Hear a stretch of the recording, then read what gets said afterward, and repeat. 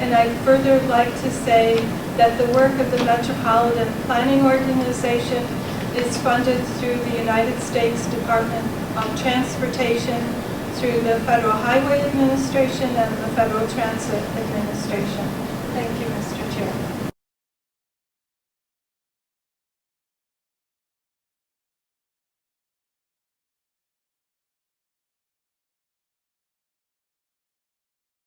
The final document that we're hoping to approve today is the air quality analysis determination.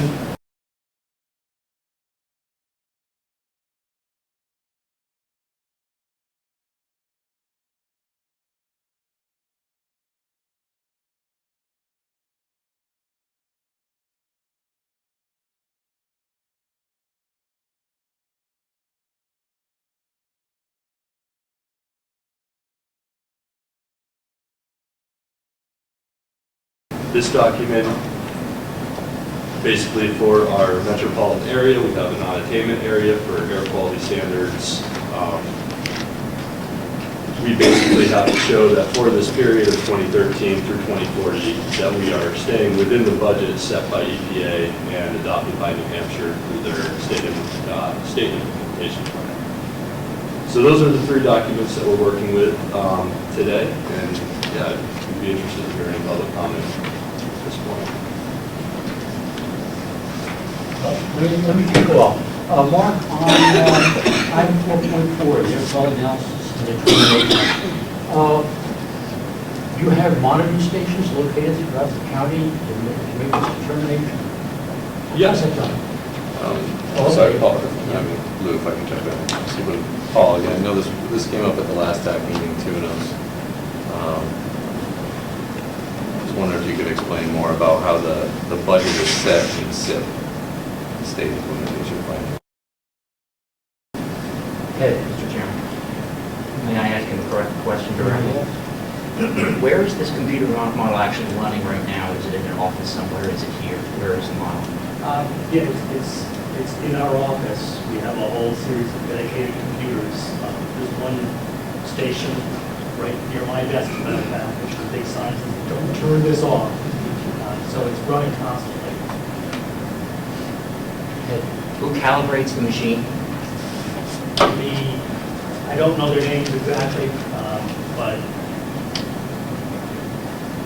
who you want to speak to? I can give you the name of exactly who you talk to about who calibrates it, who runs it. It's a big issue, as you would imagine. It's a big issue. Keeping them calibrated, keeping them, making sure everything's right. Does the information ever not collaborate or corroborate with the real-time data on the ground and the model? Does it ever not match?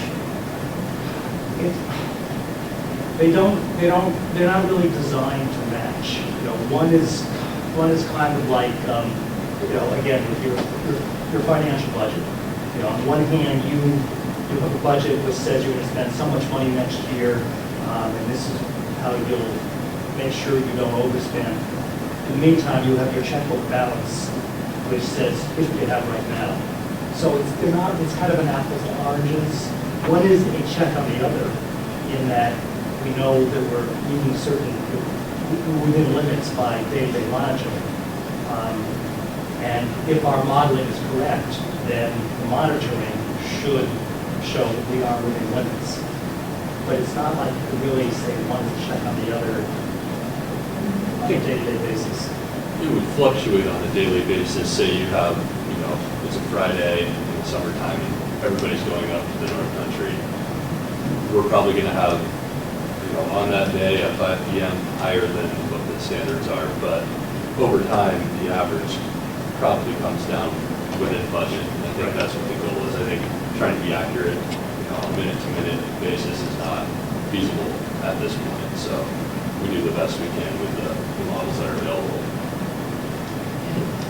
Last time we were here, I had asked who peer reviews the information and the data. Does somebody actually go through it to make sure that it is scientifically accurate? Yes, EPA does, and they're surprisingly thorough.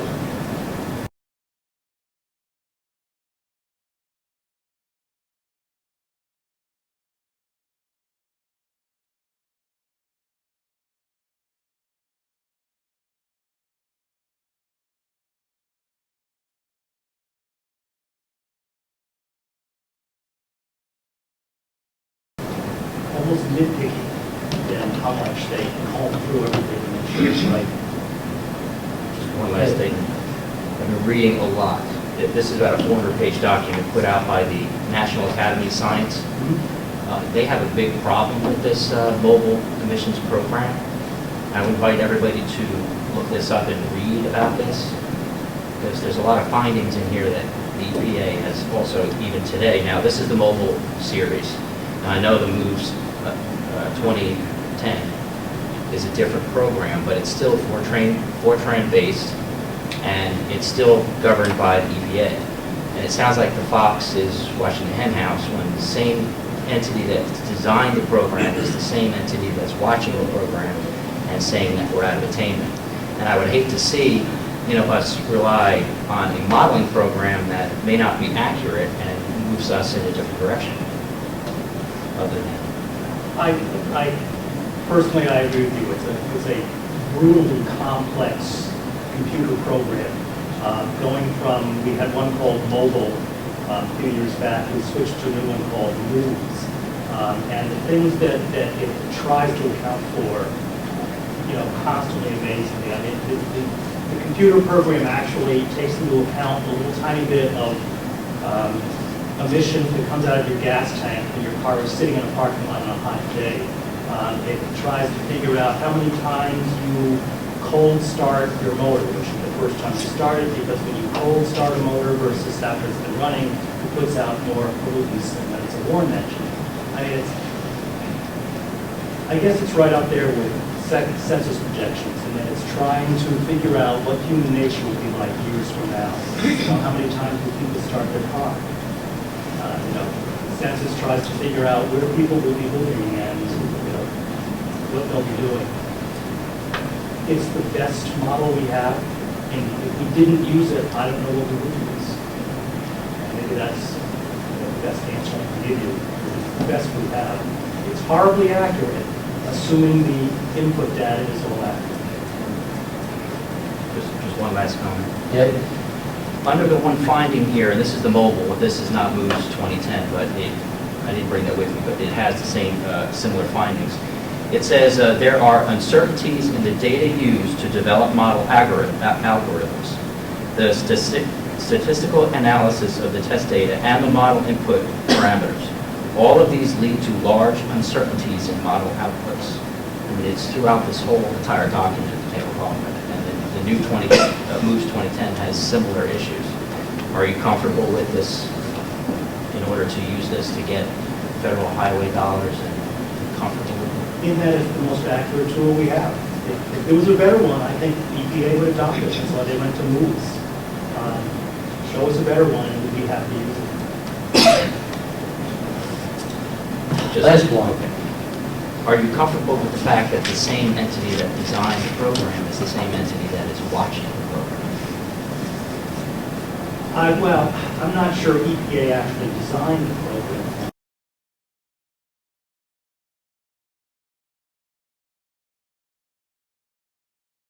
I mean, I'm sure there's a battery of specialists that designed it itself. Yes, I guess the short answer is yes, I'm comfortable with it. Due to the fact that it's the most accurate thing we have. It's the same thing as their travel demand model, which we require their information as one of the inputs to develop our emissions data. They use a tremendously complex modeling process to determine how many miles we actually have driven by vehicles in New Hampshire or in their area here. It's incredibly complex. It's based on assumptions like anything. And we try to narrow down the inputs as best we can. But, I mean, when you're looking to the year 2040 and determining how things will be, I agree, there's going to be room for error. Thank you. Victoria. Does it talk about whether it's overly conservative, that it exaggerates the amount of pollution? Yes, it does. It says that there are some pollutants that are overestimated and some that are underestimated. And that's my concern, that if if the modeling is telling us we should be doing one thing, we work really hard to eliminate one pollutant, but really the other pollutant was the one we should have focused on, that I find to be a very dangerous way of doing our work. I was going to say it was overestimating.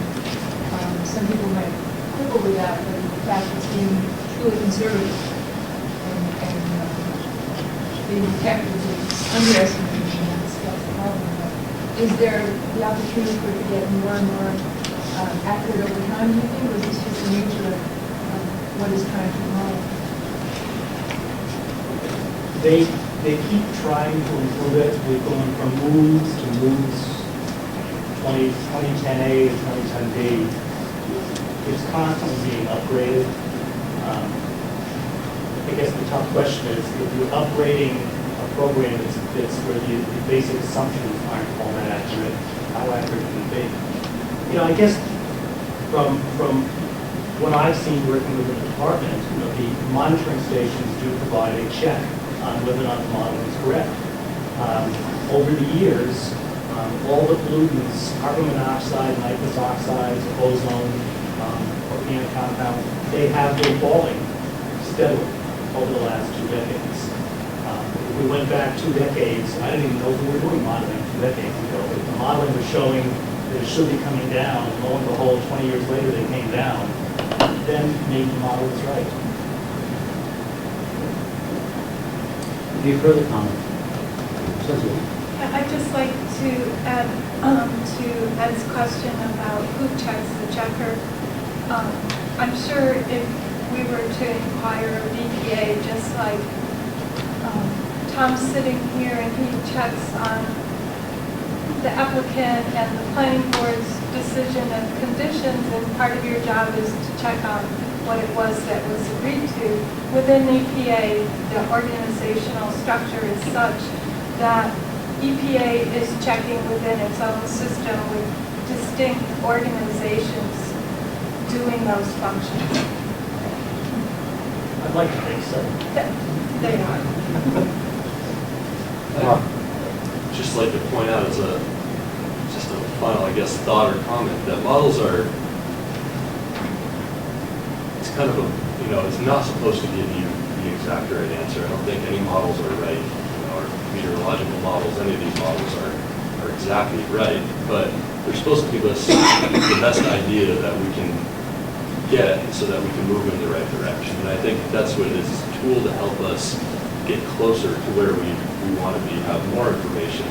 And it certainly beats shooting from the hip and not having any information about this, what we're trying to do, not trying to calculate this at all. So, you know, it's a best guess. Yes, it is a model. It's not going to be perfect, but it certainly helps us move in the right direction. And I think that's the real point. And over time, I think the other important piece is it's getting better. It's not that we're regressing and getting a worse model over time. We're really trying to do the best job of estimating these numbers because that's the goal. It helps everybody more when you're doing a better job with the information. I think the word here that's been, we're trying to talk around is validation. That's being done by an independent firm looking at the software, and I know it would have been brought up if that software validation was being done. The fact that it isn't done is it's a fact, maybe a fact. The point being that it would have been brought out if it was being done. The fact that it isn't being done delivers what we have, and we hope that the answers that we get are indicative of that real life conditions, and we'll move forward. We're below the limit right now, so this may be academic. I just want to ask, did you just say that no one assured that this model was validated? Is that what you just said? I think the question was being asked, and we were talking around the word validated, and nobody has addressed that. All right, I would like to leave that open so we can resolve that, because I believe this model is validated. This is validated again as an outside source? Yes. Okay. Yes. To carry on Cynthia's point, the questions that are being asked, no one at this table is the designer of the software. We don't have representatives from EPA here that can answer those questions. jump to that assumption, if that's what the assumption is this is an invalid model, no one here is an authority to speak to that regard. I think what Paul is trying to explain and what Mark is trying to support is that based on the best models that the agencies have available to them, modeling and real-time data is showing consistent, accurate trends. That just like, all I can picture is a hurricane model that we all see on the nightly news that will show a dozen different paths for a potential hurricane. Most of those are in the same general direction. A couple of them are a little bit more extreme in the direction they go, and usually those are not the models that are followed. But when you look at your models versus your actual data, 20 stations around the state that can show what that real-time data is, the models and the real data are showing trends that are supportive of what's really happening. Validation, none of us can answer the validation question. We're not the developers.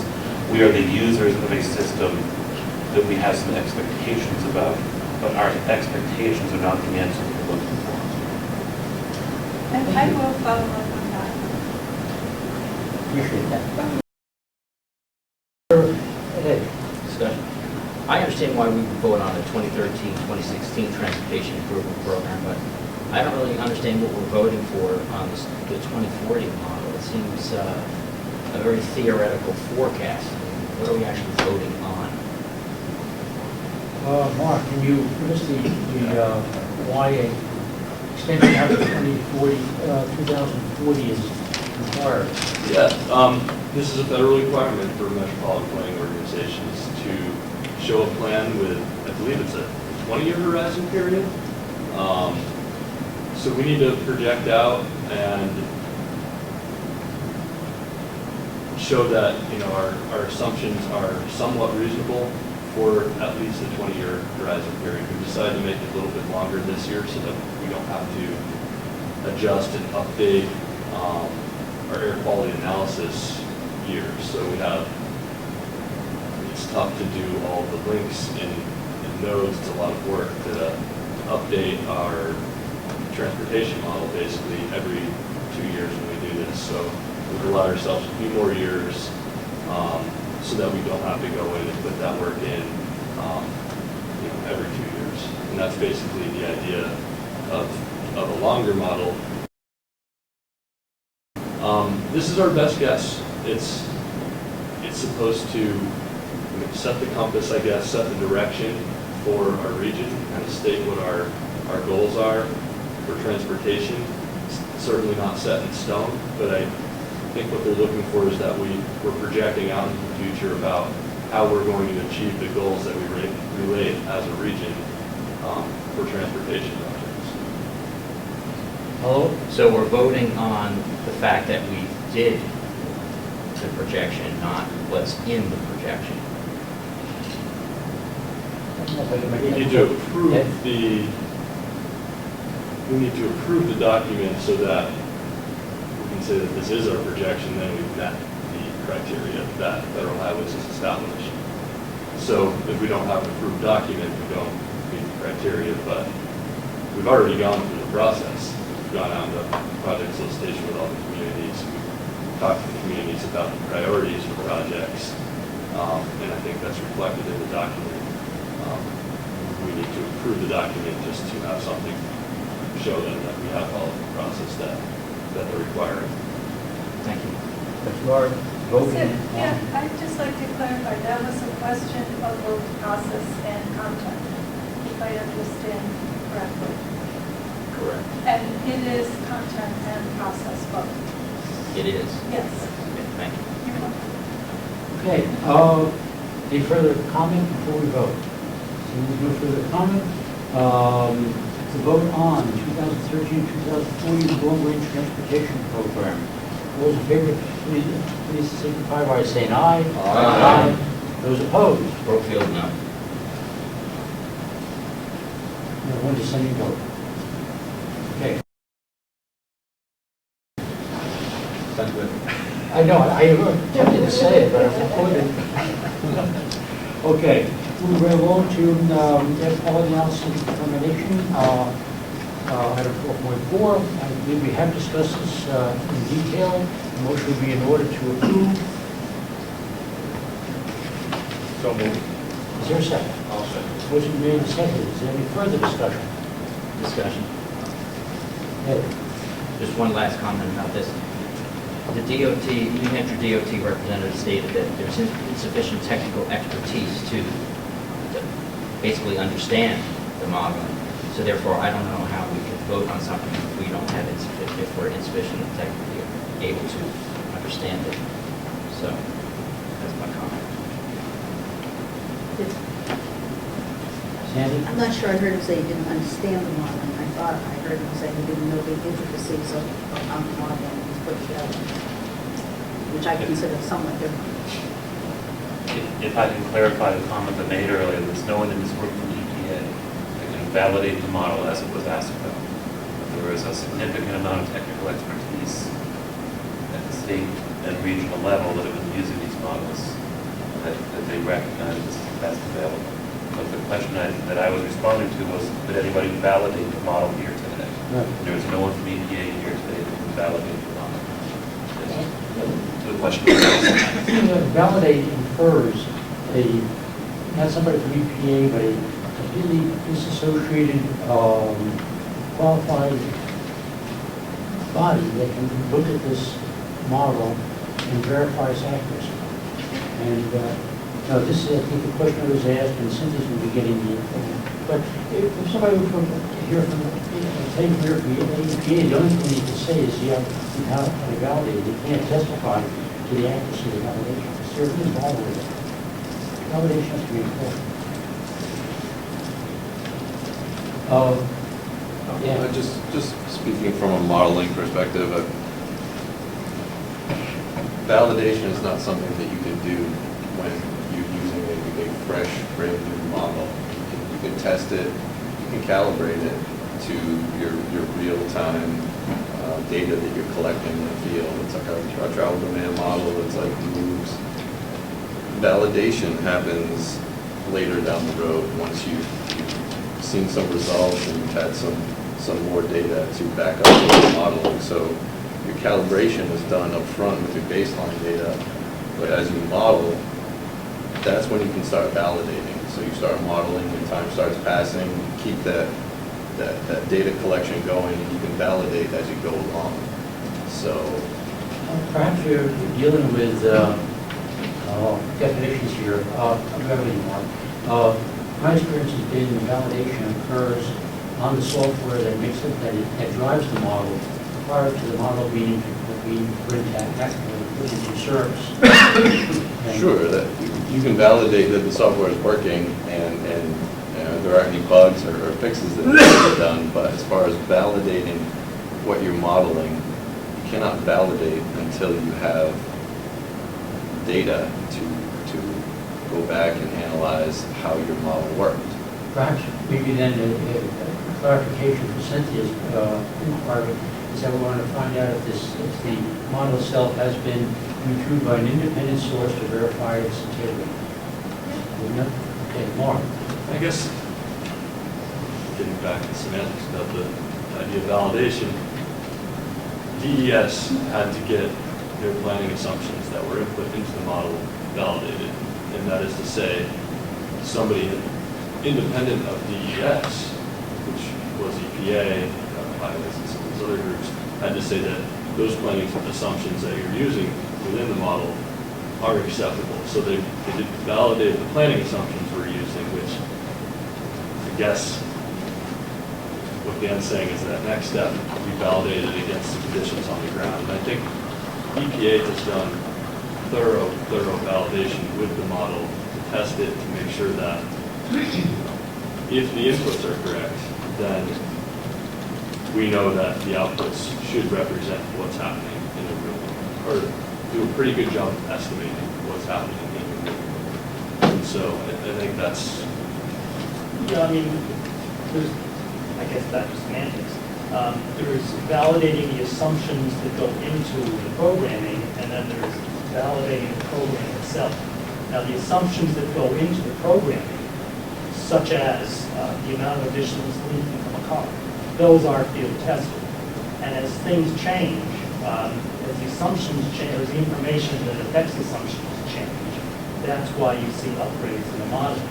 A good example, using that same example, stage 2 vapor recovery. Cars now are equipped to recover the fumes from when they fill their gas tanks. Before, you had to have the nozzle on the gas pump, had to somehow pull those out of your tank and store those fumes.